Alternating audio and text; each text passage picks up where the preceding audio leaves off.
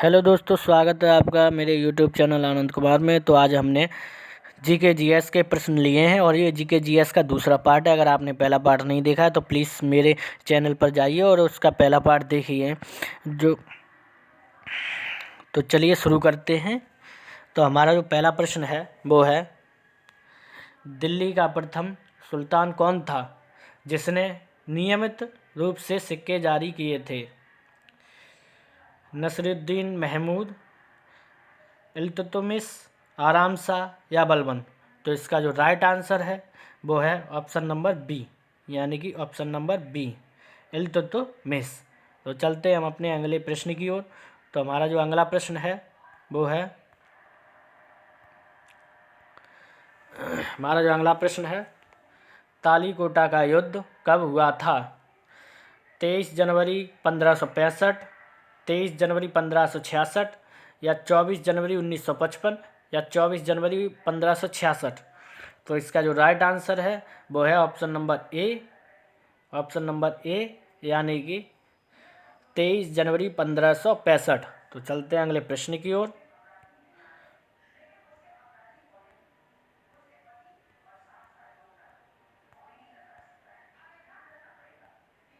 तो हमारा जो अगला प्रश्न है वो है, बंदा बहादुर का मूल नाम क्या था? महेश दास, लक्षण दास, द्वारकादास या लक्ष्मण देव? तो इसका जो राइट आंसर है वो है option number D, option number D, यानी कि लक्ष्मण देव। तो चलते हैं अपने अगले प्रश्न की ओर। तो हमारा जो अगला प्रश्न है वो है फ्रांसीसी ईस्ट इंडिया कंपनी की स्थापना कब हुई थी? लुई 14वें के शासनकाल में, लुई 13वें के शासनकाल में या लुई 15वें के शासनकाल में या लुई 16वें के शासनकाल में? तो इसका जो राइट आंसर है वो है option number A, option number A, यानी कि लुई 14वें के शासनकाल में। तो चलते हैं अगले प्रश्न की ओर। तो हमारा जो अगला प्रश्न है वो है, पीर पंजाल दर्रा कहाँ स्थित है? हिमाचल प्रदेश, अरुणाचल प्रदेश, तो उत्तराखंड, अरुणाचल प्रदेश या जम्मू कश्मीर? तो इसका जो राइट आंसर है वो है ऑप्शन नंबर डी, यानी कि जम्मू एंड कश्मीर, जम्मू कश्मीर। तो चलते हैं अगले प्रश्न की ओर। तो हमारा जो अगला प्रश्न है वो है, मानव त्वचा में उपस्थित ताप संसूचक संवेदी होते हैं? 780 nm द्रव्यमान के लिए, 600 से 780 nm द्रव्यमान के लिए या 400 से 600 nm द्रव्यमान के लिए या 400 nm द्रव्यमान के लिए? तो इसका जो राइट आंसर है वो है ऑप्शन नंबर ए, यानी कि 780 nm द्रव्यमान के लिए। तो चलते हैं अगले प्रश्न की ओर। तो हमारा जो अगला प्रश्न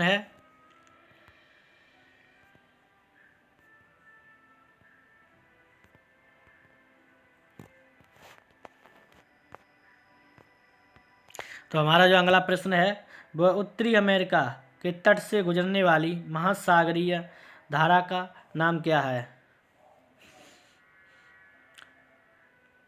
क्रोसिनियो नामा, क्रोसिनियो नामा, गल्फ स्ट्रीम, लेब्रोडोर धारा या फाकलैंड धारा? तो इसका जो राइट आंसर है वो है, यानी कि ऑप्शन नंबर सी, लेब्रोडोर धारा। तो इसका राइट आंसर है लेब्रोडोर धारा, यानी कि ऑप्शन नंबर सी। तो चलते हैं अगले प्रश्न की ओर। तो हमारा जो अगला प्रश्न है वो है, पृथ्वी का सबसे गहरा गर्त कौन सा है? कुरील खाई, मरियाना खाई, टोगा करमोडक खाई, बेंटले अधोहिमानी खाई, बेंटले अधोहिमानी खाई? तो इसका जो राइट आंसर है वो है ऑप्शन नंबर बी, यानी कि मरियाना खाई। तो चलते हैं अगले प्रश्न की ओर। तो हमारा जो अगला प्रश्न है वो है, सुंडा जल डमरू मध्य किसके बीच स्थित है? सुमात्रा और बोर्नियो, जावा तथा बोर्नियो, जावा तथा सुमात्रा, या सुलावेसी तथा जावा। तो इसका जो राइट आंसर है वो है ऑप्शन नंबर सी, यानी कि जावा तथा सुमात्रा। तो चलते हैं अगले प्रश्न की ओर। तो हमारा जो अगला प्रश्न है वो है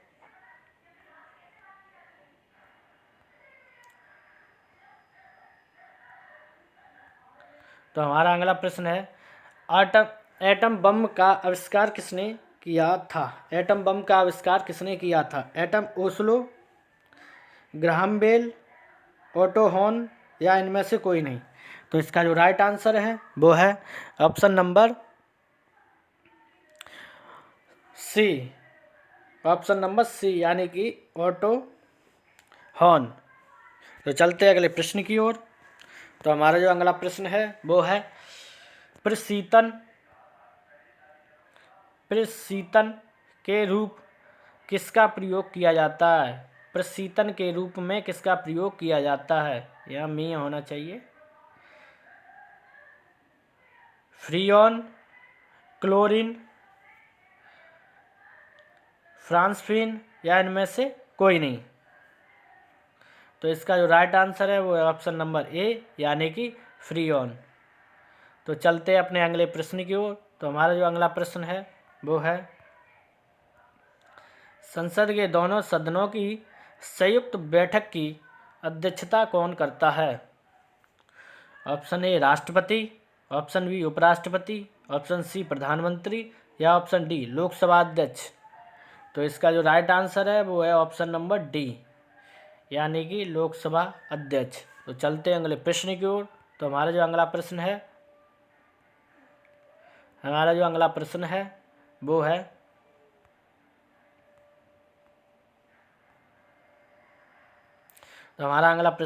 नगरीकरण एवं औद्योगिकरण किस लिए हानिकारक है? संतुलित विकास के लिए, पर्यावरण एवं पारिस्थितिकी के लिए, जैव विविधता के लिए, या उपयुक्त सभी। तो इसका जो राइट आंसर है वो है ऑप्शन नंबर डी, यानी कि उपयुक्त सभी। तो चलते हैं अगले प्रश्न की ओर। तो हमारा जो अगला प्रश्न है वो है रेड डाटा बुक किसे कहते हैं? रेड डाटा बुक किसे कहते हैं? ऑप्शन ए जैव विविधता, या विलुप्त के संकट से ग्रस्त जीव जंतुओं, या ऑप्शन सी वृक्षारोपण, या ऑप्शन डी तस्करों द्वारा वन्य प्राणियों के अवैध अधिकार से। तो इसका जो राइट आंसर है वो है ऑप्शन नंबर बी, यानी कि विलुप्त के संकट से ग्रस्त जीव जंतुओं।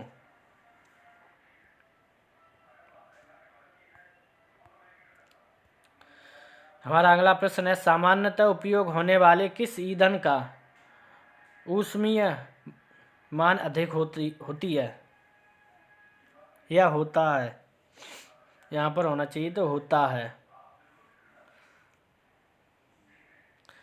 ऑप्शन ए संपीड़ित प्राकृतिक गैस सीएनजी, या ऑप्शन बी डीजल, या ऑप्शन सी एलपीजी, या ऑप्शन डी पेट्रोल। तो इसका जो राइट आंसर है वो है ऑप्शन सी, यानी कि एलपीजी, जो कि हमारे घरों में यूज होती है गैस सिलेंडर, यानी कि ऑप्शन नंबर सी। तो चलते हैं अगले प्रश्न की ओर। तो हमारा जो अगला प्रश्न है वो है कर नीति को किस कोषीय भाग कहा जाता है? कर नीति को किस कोषीय का भाग कहा जाता है?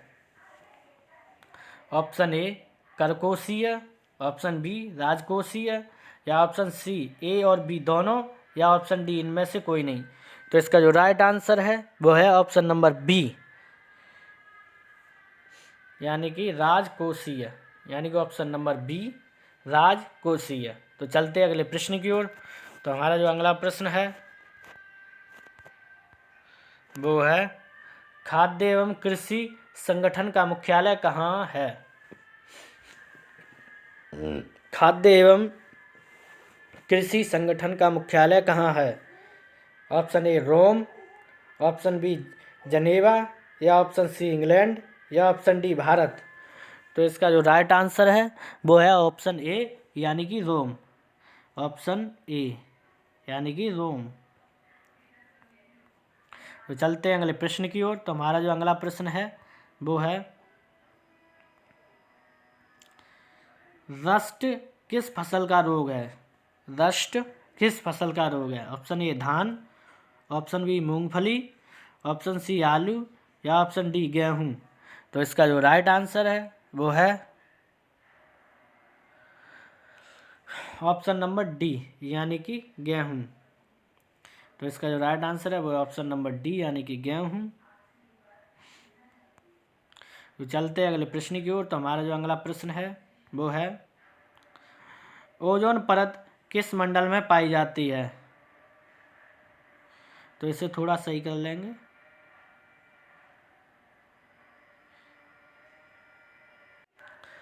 ऑप्शन ए ट्रोपोस्फियर, मेसोस्फियर, ओजोस्फियर, या स्ट्रेटोस्फियर। स्ट्रेटोस्फियर। तो इसका जो राइट आंसर है वो है, इसका जो राइट आंसर है वो है ऑप्शन नंबर डी यानी कि स्ट्रेटोस्फियर। ऑप्शन नंबर डी यानी स्ट्रेटोस्फियर। तो चलते हैं अगले प्रश्न की ओर। तो हमारा जो अगला प्रश्न है वो है, मजदूर को किसके अंतर्गत राजा माना जाता है? ऑप्शन ए समाजवाद, ऑप्शन बी पूंजीवाद, ऑप्शन सी साम्यवाद, या ऑप्शन डी मिश्रित अर्थव्यवस्था। तो इसका जो राइट आंसर है वो है साम्यवाद यानी कि option number C. Option number C. तो इसी के साथ हम अपनी क्लास को समाप्त करते हैं। अगर आपको हमारी वीडियो अच्छी लगी हो तो प्लीज़ चैनल को सब्सक्राइब कर दें और क्लास को लाइक कर दें और अपने दोस्तों में शेयर कर दें। प्लीज़ ज़रूर दोस्तों शेयर कर दें और लाइक सब्सक्राइब ज़रूर कर दें।